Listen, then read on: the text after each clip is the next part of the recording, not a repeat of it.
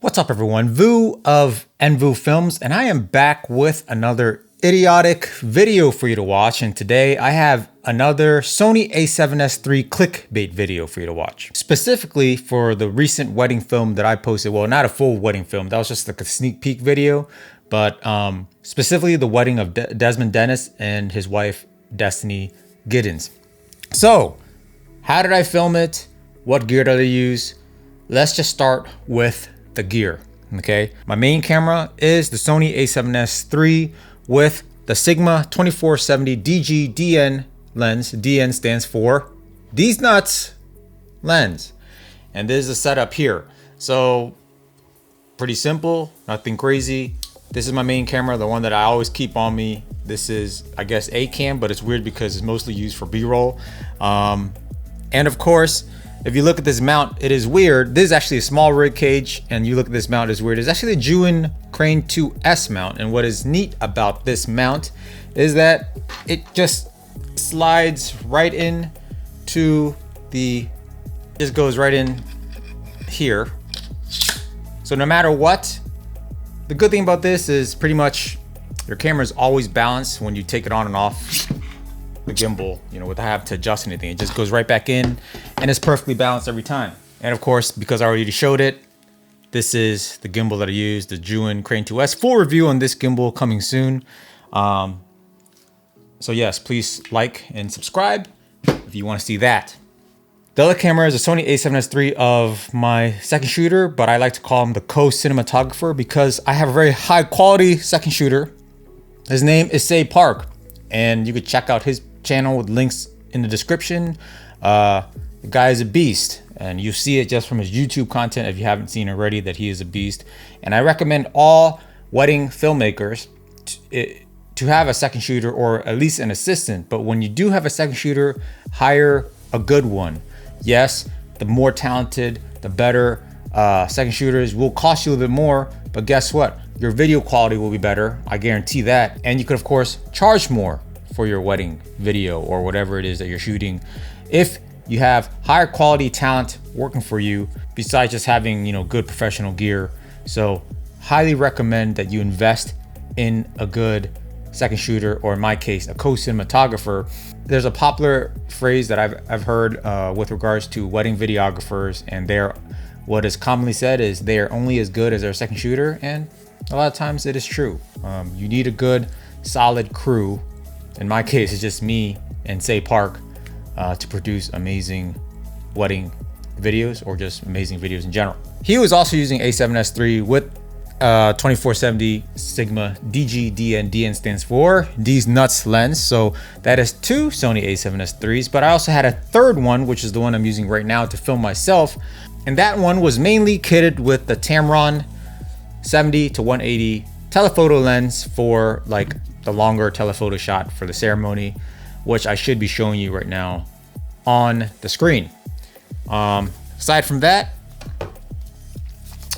old school a7 III with the 135mm GM lens for the other telephoto angle during ceremony, and of course toast and all their reception festivities that required a portrait shot.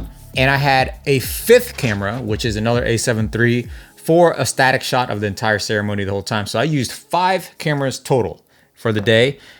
It seems like a lot, but you have 2 cameras dedicated for the angle shots of the bride and groom, right? And then 1 camera for me and my second shooter, Say Park, to film just B-rolls and stuff around the ceremony and just B-rolls in general the rest of the day. So that's why we need at least 4 cameras. And the 5th camera is just for me to get the whole ceremony in full from the back. That's why we have 5 cameras. Other things of note, for audio recording, we used 3 of these Sony PCM A10 recorders. They are pretty much a fancier Tascam or Zoom mic. What's neat about this is I'm able to connect to my phone app and monitor with my phone from far away. So what we do is we mic the groom up. We usually mic the groom up with one. We mic up the officiant if possible, and we mic up any type of audio output, speaker system, DJ booth, what have you, with another one.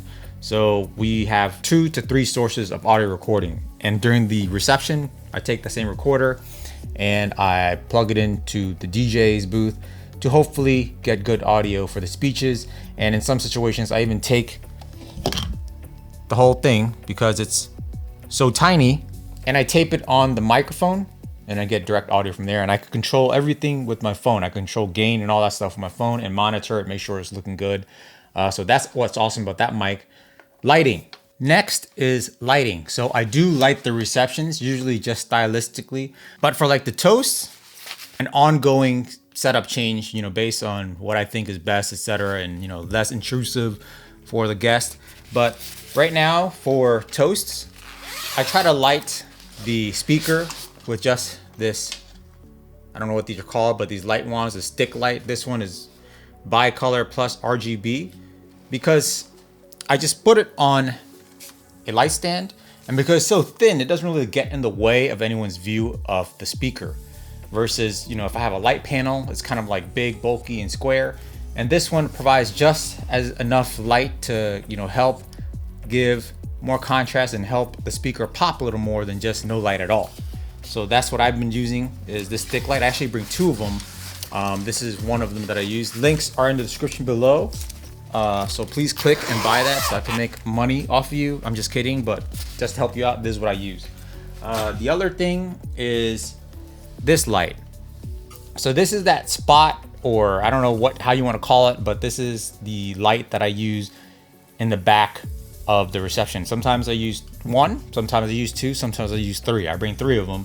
And in the case of Desmond Dennis's wedding, when he was singing his song, doing his performance, this is the light that was in the back that you see that's creating all those flares and that nice like cinematic music video type look. This is a Kane TV Bolton 55 watt light. Again, links in the description, and it is mounted on this tiny light stand that we gaff tape to the floor to make sure it doesn't fall over. But this is a Matthews Travel, I think it's a Matthews Travel light stand. The reason why I like it is because it is small, it fits into a carry-on size box. So the kit that I use when I do wedding films locally and the kit that I use when I do wedding films out of the state, if I got to head on an airplane out of the country, it's the same exact kit I use every time. So this thing I could travel with, and I could fit three of these in a carry-on size luggage box. That's what's up. And it is also battery powered. I usually just plug it into a wall, but I do have batteries for it if I need to use batteries. Another light I use is the same lights I'm using back here. I have four of them. So this is one of them here that's being unused. It's just one of those small LED lights that you could just use for anything. Sometimes I use to just give some details, lighting for more shots, or maybe like I put it up there for cake cutting, what have you.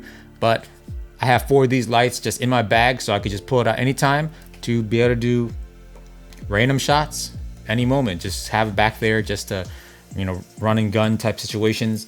And they last for like 2-3 hours at full brightness. So these are always good lights to just keep in your kit. You could just also put it into a light stand. So we use this a lot also. So this is definitely something I recommend to have in your run and gun filmmaking kit, your wedding filmmaking kit, or whatever you want to call it. Some other things I want to note is the other lens I use is this is the 85mm f1.4, which is what I mount onto my main camera as well. So if I want a little more telephoto, a little more juiciness out of my footage, I use 85, and this is the lens that I use for the performance shots as Desmond Dennis was singing. This 85mm f1.4 DGDN. DN stands for These Nuts lens, made by Sigma. I also have 35 f1.8 in my bag. Just when I start feeling a little bit tired towards the reception, I want like a different look, I'll put this on and go handheld and just shoot nice footage of people dancing, more dynamic shots of people dancing on this 35mm. I also keep a 55mm f1.8 in my kit, as well as a 17-28 Tamron super wide angle zoom, just in case we need some super wide angle stuff. And if we're allowed to fly around here in the DMV, DC, Maryland, Virginia area, it's very hard to fly because there's so many airports, so many there's so many no-fly zones due to the fact that we're close to DC, and you know the president is there, or whatever you want to call him. DJI Mavic 2 Pro drone. What I usually deliver is a sneak peek video. It's 1 minute long. You could go on my Instagram at envu.films and see a whole bunch of them. That's the easiest way to view my sneak peek videos for weddings. Just go there, and I deliver a 5 to 7 minute film, and you can see all those on my website, which I'll have link in the description below. It's just envufilms.com, and you can actually see some of them on my Instagram as well. So those are the full films. In Desmond Dennis's case, which I'm just using an example because this is one of the first 2 films I filmed with A7S III, I was gonna do a standard 1 minute sneak peek for him, great for Instagram, but then he did this performance, and if I only do a sneak peek video edit for him and a full film edit for him, I really won't have the opportunity to like edit his performance in any way, you know, because we filmed it and I wanted to like have that performance used in some way. So I decided, hey, you know what?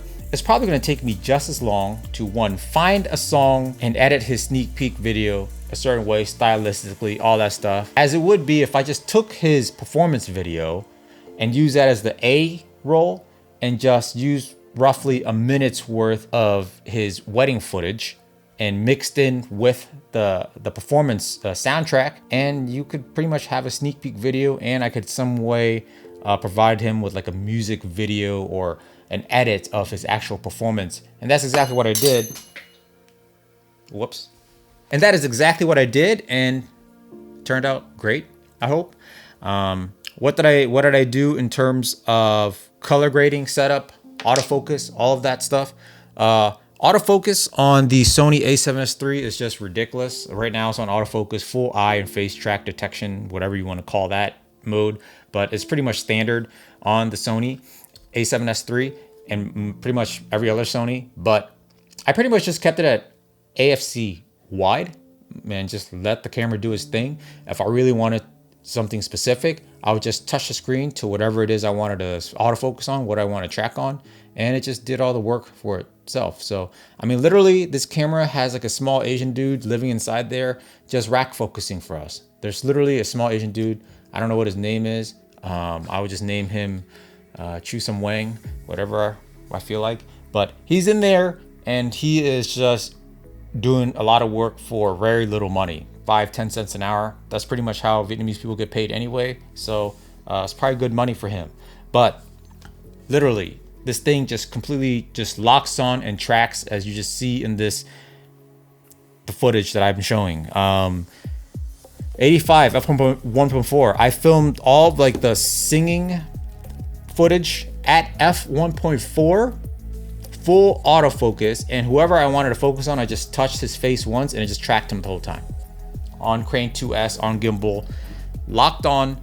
Pretty low light situation, if you ask me. Like, the lighting is not ideal for any type of autofocusing, I think, but it locked on the whole time, never lost him. All of like the ceremony stuff, like people walking down the aisle, this was on 2470 DGDN. I just touched them and just let the camera do its thing. And dude, like, all I did was AFC wide with touch tracking. That's the autofocus settings I use. I use S-Log3. What is it? Something gamma.cine. So it's just pretty much just default picture profile 8. And I overexpose 1 to 2 stops. So just +1, +2 right now. And this footage is +1, which is what is shown on the screen. But that's what I did. And I graded it with a Fujifilm Eterna LUT. Yes, I just took the Fujifilm Eterna LUT provided by Fujifilm.com for their Fuji X-T3 and X-T4s, and I just applied it over the S-Log3 footage with some custom grading of my own. I did some curves, adjusted some of the colors here and there if I needed to, add a little more contrast, what have you, and that's the colors I came up with, and I think it looked great for a quick edit. Keep in mind, I filmed the wedding on a Sunday, and that sneak peek music video came out the next day. So within 24 hours, I went home, I slept, woke up, edited, and delivered.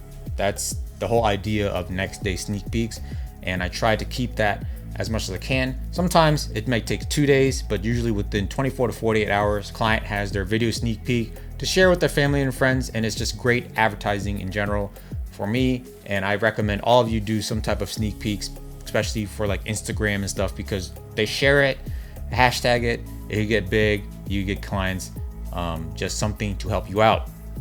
Other than that, I mean, I don't know how else I could explain my process of filming a wedding and all that stuff, but I mean, a lot of it is run and gun. We did not know that he was going to do performance. It was a surprise for his bride, and we found out that day, and we just pretty much tried to film it as best as we could.